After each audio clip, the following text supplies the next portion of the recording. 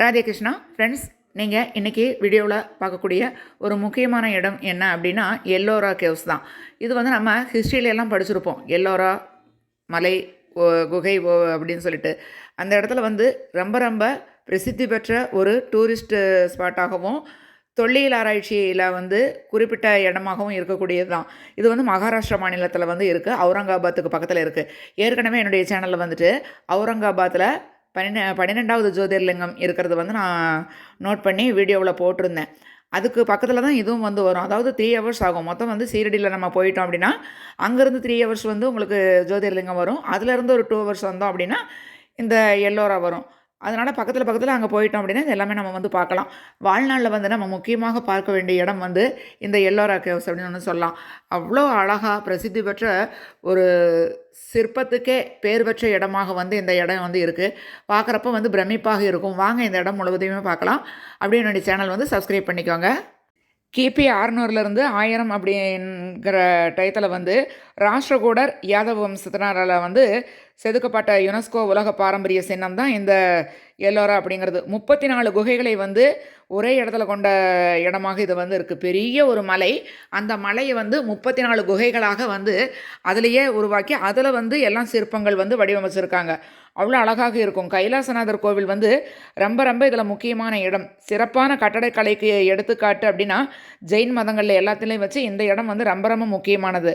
அதே மாதிரி பெரும்பாலும் வந்து கிபி 5, 10 நூற்றாண்டுகளுக்கு இடையில தான் வந்து இது கட்டப்பட்டு இருக்குது.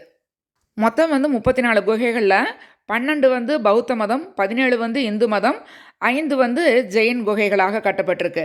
அதே மாதிரி கைலாசநாதர் கோவில் வந்து இங்கே ரொம்ப அழகாக இருக்குது. அந்த 16வது குகை வந்து கைலாசநாதர் குகை அப்படின்னு சொல்லக்கூடியது. அது வந்து 1ஆம் கிருஷ்ணன் அப்படிங்கிறவளால் கட்டப்பட்டது. உலகத்திலேயே மிகப்பெரிய ஒற்றை கல்லால் செதுக்கப்பட்ட அமைப்பு வந்து இந்த கைலாசநாதர் கோவிலாக இருக்குது. மாமல்லபுரத்தில் இருக்கக்கூடிய சிற்பக்கலைகள் நம்மளுக்கு வந்து ரொம்பவுமே பிரசித்தி பெற்றது அப்படின்னு தெரிஞ்சிருக்கும். ஆனால் மாமல்லபுரத்தில் இருக்கக்கூடிய சிற்பக்கலைக்கும் இங்கே இருக்கக்கூடிய சிற்பக்கலைக்கும் ரொம்ப வித்தியாசம் இருக்குது. அதை நம்ம பார்க்குறப்போ நம்மளுக்கே தெரியும். இது ஒரு பாறையை குடஞ்சு அவங்க உருவாக்கப்பட்டிருக்காது அப்படிங்கிறதுனால அந்த காலத்தில் சிற்பக்கலை அது இல்லாமல் கட்டடக்கலை அதுக்கெல்லாம் வந்து ஒரு பெரிய அதிசயமான இடமாக வந்து இந்த எல்லோரா வந்து எல்லாராலும் போற்றப்பட்டு இங்கே வந்து அதிகப்படியான மக்கள் டூரிஸ்ட் பிளேஸ் அப்படின்னு மட்டும் இல்லாமல் இது வந்து அவங்களுடைய ஆராய்ச்சி குறிப்புகளுக்கும் உபயோகப்படுத்திக்கிட்டு நிறைய பேர் இங்கே வந்து எழுதிட்டுருக்காங்க. சைனாலேருந்து வரக்கூடியவங்களெல்லாம் அவ்வளோ அழகாக இதை வந்து அவங்களுடைய மொழிகளில் அவங்களுக்கு தெரிஞ்ச மாதிரி இங்கே இருக்கக்கூடிய கைடு வச்சு அவங்க மூலியமாக இதை வந்து எப்படி அப்படின்னு தெரிஞ்சுக்கிட்டு அப்படி முழுவதுமே நோட்ஸ் எடுத்துக்கிட்டே இருக்காங்க. நாங்கள் பார்த்துக்கிட்டே இருந்தோம். அவங்க வந்து அவ்வளோ ஒரு ஈடுபாடோடு இது எல்லாத்தையும் ஒவ்வொரு சிற்பங்கள்லேயும் அதுக்கு உண்டான முக்கியத்துவத்தை தெரிஞ்சுக்கிட்டு அதில் வந்து குறிப்பு எடுத்துக்கிறாங்க. நம்ம மகாராஷ்டிரா போகிறோம் அப்படின்னாலே அதுக்கு பக்கத்தில் இது எல்லாமே நம்மளுக்கு வந்து அமைஞ்சிருது. சீரடி போகிறோம் அப்படின்னாலே அந்த டூரிஸ்ட் பிளேஸ் எல்லாமே இது கூட வந்து கவர் ஆகிடுது.